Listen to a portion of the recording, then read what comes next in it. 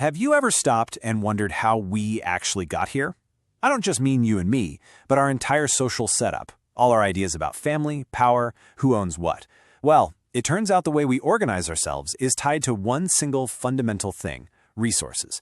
So let's dive into this wild evolution of human societies.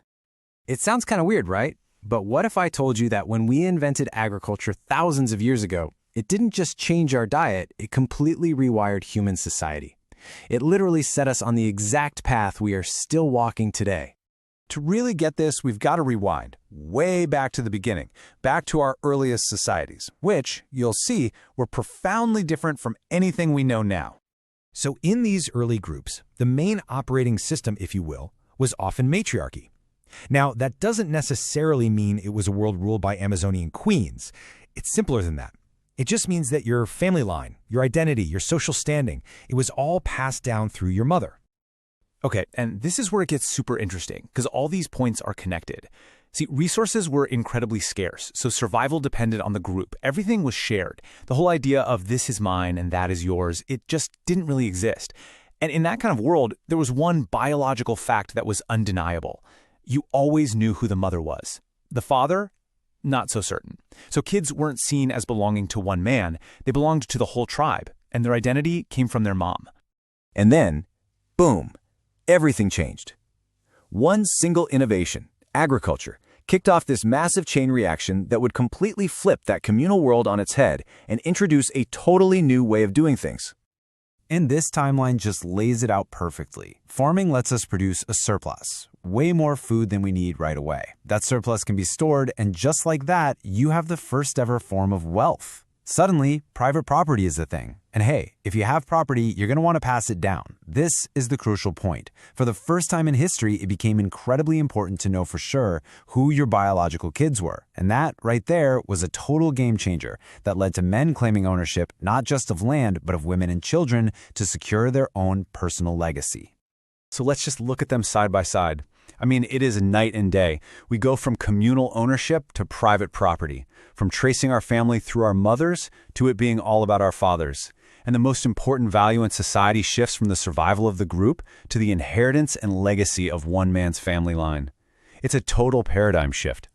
And this new system, patriarchy, wasn't just some fleeting trend. It became the dominant social structure all over the world, shaping our laws, our cultures, and who we are for millennia. But here's the kicker.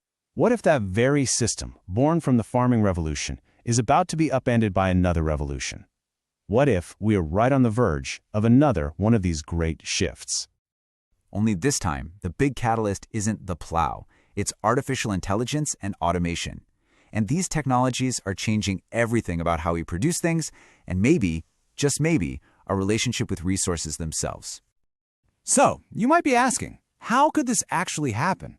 Well, as tech keeps advancing, we could get to a point where machines create such an abundance of everything that everyone's basic needs are just met. That's the whole idea of a post-scarcity world. And in a world like that, does the main driver of patriarchy, the deep need to grab property and hoard wealth for your kids, does that just start to fade away?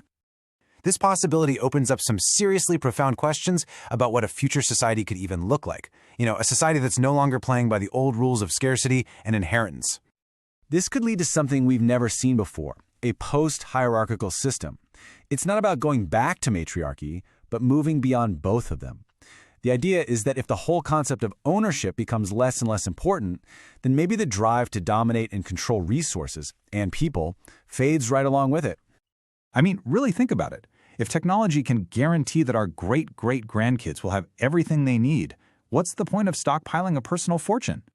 And if that personal fortune doesn't really have a purpose anymore, then what happens to inheritance? Does passing things down the family bloodline even matter? It really all comes down to this one huge question. When ownership itself, the very idea that completely remade our world thousands of years ago, starts to lose its meaning, what on earth comes next? Perhaps we'd find ourselves in a world where our connections aren't defined by what we own or who we come from, but by our ability to cooperate and care for each other. A world where our shared humanity, not our hierarchy, is what truly matters most. What a thought to leave you with.